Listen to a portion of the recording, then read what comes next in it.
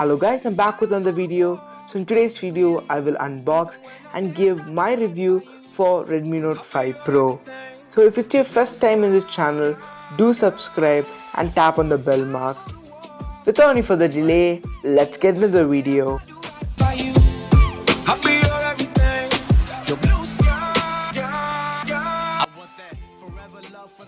So let's go ahead and unbox the device. Before doing that, if you have a look at the back of the device, you'll be getting a description related to your device, screen size, camera, chipset and battery. So I have got the black variant with 6 GB RAM and 64 GB internal storage, and Xiaomi claims that this phone is made in India, but I think it's made in China and it's assembled in India.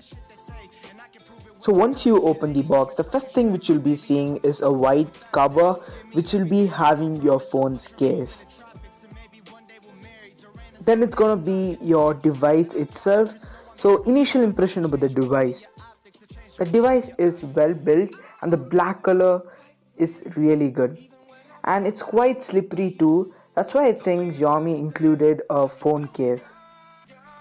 Honestly, I thought the phone's case is not gonna be really good, but it's quite decent. I think you need to have this on your device, also you're gonna get a lot of fingerprint on the back of your device and you have a high chance of dropping it too. Then you're gonna have all the standard paperwork for your device. Let's have a look at the adapter. So this adapter is a normal one. It does not support fast charging, but Redmi Note 5 Pro does, so you can go ahead and buy another separate adapter which supports. And the cable is a normal cable. I wish there was USB type C because that's the future. So this is what you get in the box along with the SIM ejector tool. Let's start with the design. The overall build is really good. As I mentioned earlier, the phone does attracts a lot of fingerprint and it's quite slippery, so having a case on is always suggested. Towards the left of the device you'll be getting the SIM slot, and towards the right you'll be seeing the volume rockers and the power button. So at the bottom end you'll be having an audio 3.5mm, secondary microphone, USB port and speaker grills.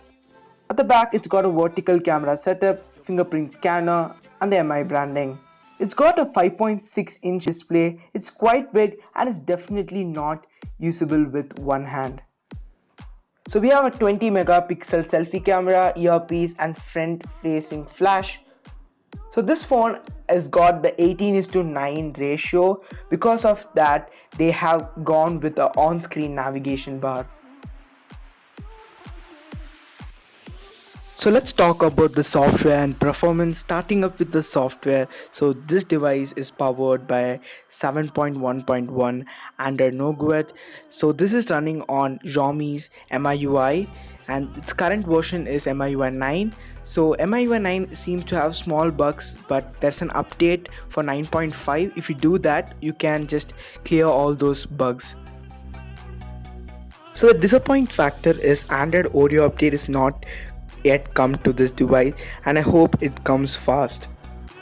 Now talking about the performance, so this device is powered by Snapdragon 636 processor. So this processor is an octa-core processor and Xiaomi claims that this processor is 40% faster when compared to the previous. And this processor is built on the latest Cairo technology which is present in the 800 series. Multitasking and gaming experience in this device was really good. Having 6 GB RAM, it had all the apps in memory. Adreno 509 GPU which is present in this device was able to handle any type of game which I played. Let's talk about the display. It's a 5.9-inch IPS LCD panel. So it's got 18:9 aspect ratio. The resolution for the screen is Full HD+. Color reproduction is pretty good in this device. This screen holds quite good in broad daylight. So the screen is going to be one of the biggest selling point of this device. Now let's talk about the camera. So it's a dual camera setup. It's a combination of 12 megapixel and 5 megapixel. So the primary camera, that is the 12 megapixel, is got an aperture of 2.2, whereas the secondary camera, which is also known as the depth sensor, is got an aperture of 2.0. So the depth sensor helps us in portrait mode. The portrait mode, which is shot from Redmi Note 5 Pro, is quite good and it's almost similar to MIA 1. So the normal photos taken at broad daylight turns out to be really good. At low light condition you won't be getting the best pictures, but you'll be getting pictures above average conditions. Considering the price point, this is an expected thing. Talking about the video part, so it can shoot full HD videos at 30 frames per second, and one of the best feature of this one is it's got electrical image stabilization, which allows to stabilize your footage.